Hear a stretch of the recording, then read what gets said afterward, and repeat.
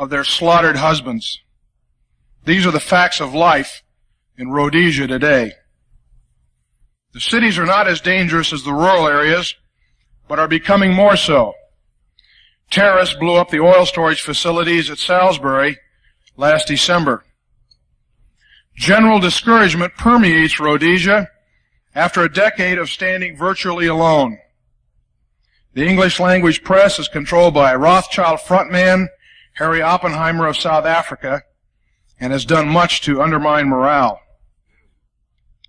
Almost every family in Rhodesia has a relative or friend who has been killed or maimed in the war against terrorists, who are financed by contributions from our National Council of Churches.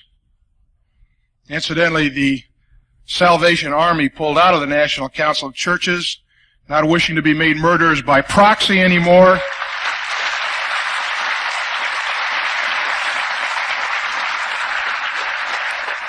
After Nkomo shot down the first of the Viscount airliners, and the World Council of Churches promptly gave him another $250,000 to keep on murdering people.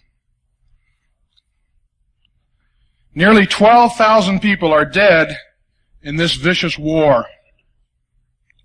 Despite the fact that Rhodesian voters overwhelmingly supported the formula for creating a new black majority government, few have any illusions that it will work.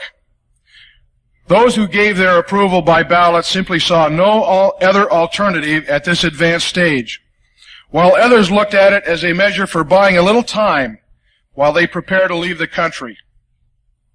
Most realize that the formula will lead to political chaos, observing that it is based on the same political premise used by the British in decolonizing other black territories in Africa. The system of a one-chamber legislature with a black majority and paper guarantees for whites has never lasted more than 15 months in any African country. And where it lasted that long, in Zambia, the conditions of delivery were far more advantageous than in Rhodesia, with plenty of money and no terrorists in the bush.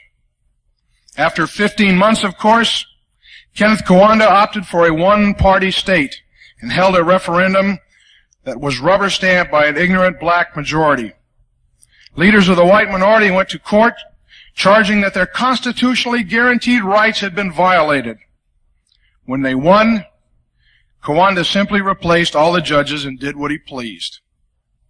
In other words, white Rhodesians are putting their trust in the hands of the so-called black moderate leaders, Bishop Abel Muzorewa, Reverend Mbangi Sithole, and Senator Chief Jeremiah Chirao.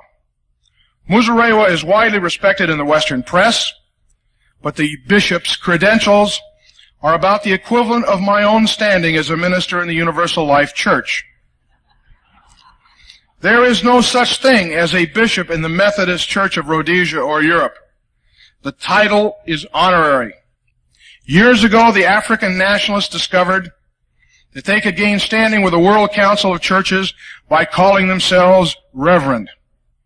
There are literally thousands of men in the so-called Black Liberation Movement who sport that title. Many of them have never opened a Bible, and a large number of them couldn't read it if they did.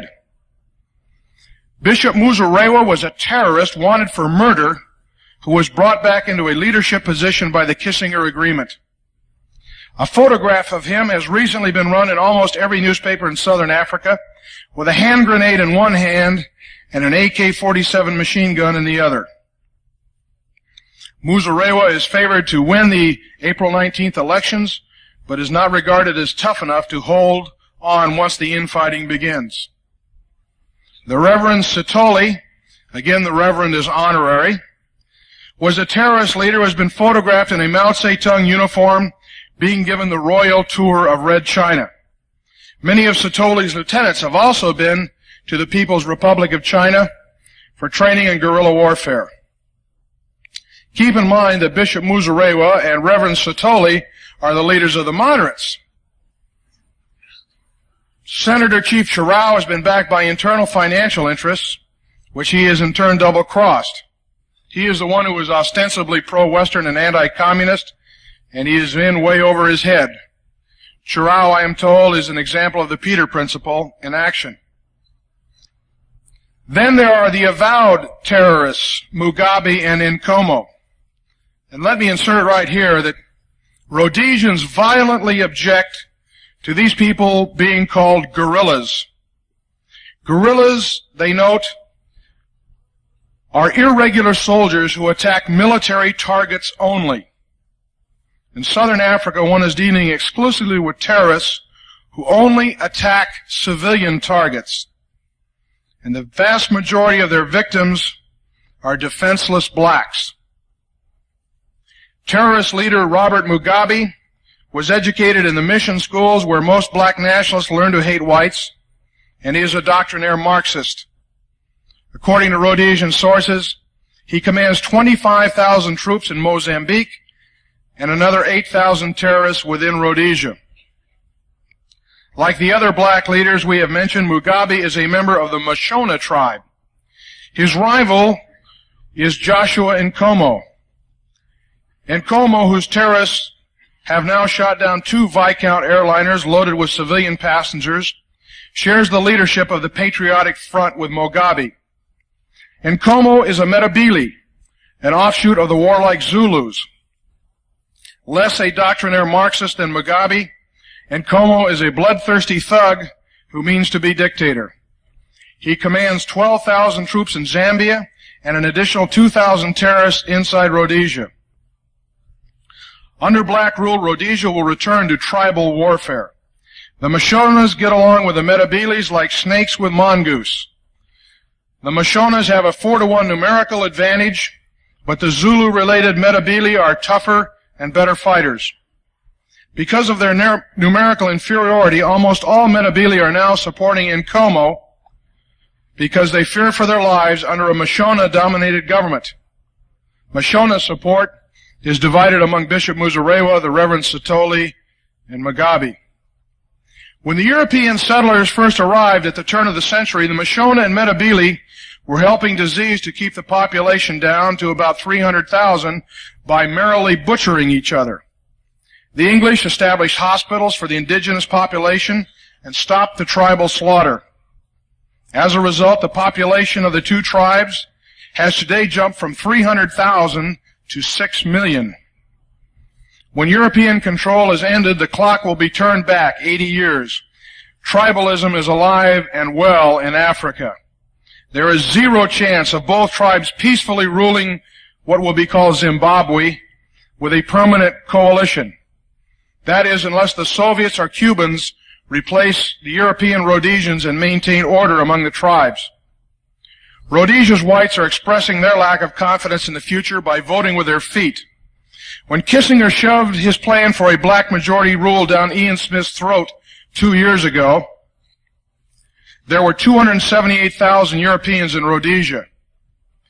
Now 1/3 have immigrated, and the escape is escalating. The official figures for last December cited 2,700 immigrations. Unofficially, 8,000 of Rhodesia's remaining 180,000 Europeans left during that 1 month. The discrepancy is explained by the fact that an immigrating family can only take $1,000 out of the country. But those going on vacation, or holiday as they call it over there, are allowed to take $400 per person with them. So many large families leave on holiday and never return. Imagine a family walking away from a lifetime of work at building a farm or a business and being glad to have escaped with only $1,000. Worse off are the whites who are stuck in Rhodesia. A young man can start over, no matter how much he has left behind, but the elderly cannot. And they stay on in the hope that they won't be evicted. They are dreaming. They will be slaughtered. The current bitter joke making the rounds of the country is that the definition of a patriotic Rhodesian is someone who can't afford to leave. What are the implications for South Africa when the People's Soviet Republic of Zimbabwe is created in a couple of years? A communist takeover of Rhodesia will complete the saddle of red nations over the top of South Africa. In addition to Rhodesia, these will include Angola, Mozambique, Botswana, and Lesotho. Sparsely populated South Africa will have thousands of miles of border to defend, and the war will be on. American Baptists, Methodists, Congregationalists, Presbyterians, Episcopalians, and other members of the National Council of Churches who have been financing the butchering of black and white Rhodesians while their simpering jellyfish ministers keep their mouths shut, have a big surprise in store for themselves. While these moral eunuchs and wizards of weasel words think nothing of paying for the slaughtering of Africans, they are going to be singing a different refrain when, as a result of what they have done, their own sons, and by that time probably daughters, will be sent into a no-win war in Africa a few years hence. When that happens, I personally intend to dispatch one of these sniveling cowards to a higher authority to explain his cowardice.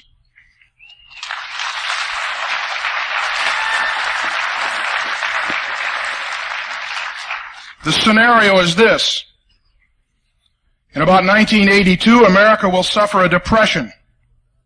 Within a year or two, President Teddy Kennedy will be looking for a way out of the depression. As have his predecessors, he will turn to war in an attempt to solve the depression. Obviously, we can't go back to Southeast Asia. We've done that gig. South America would be too difficult for the Soviets to supply. There is very little room to fight a war in Europe. Besides, the properties of a large number of multinational corporations would be destroyed. That leaves jungles of Africa as the most logical choice for a long, protracted, no-win war. Kennedy will go to South Africa and volunteer American lives to get the Soviets off their back, after we put them there in the first place. Of course, Kennedy will explain, since half of the American military is black, they cannot be expected to fight for a racially segregated South Africa. The quid pro quo will be that South Africa will have to surrender to black majority rule in their country, where Europeans are outnumbered 5-1.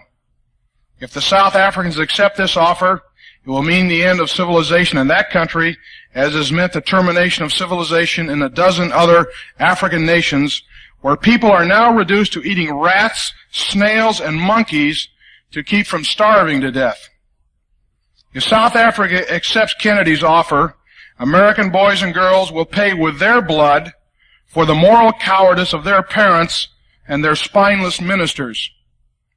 Rhodesian blood will ironically be avenged by the spilling of American. Thank you very much.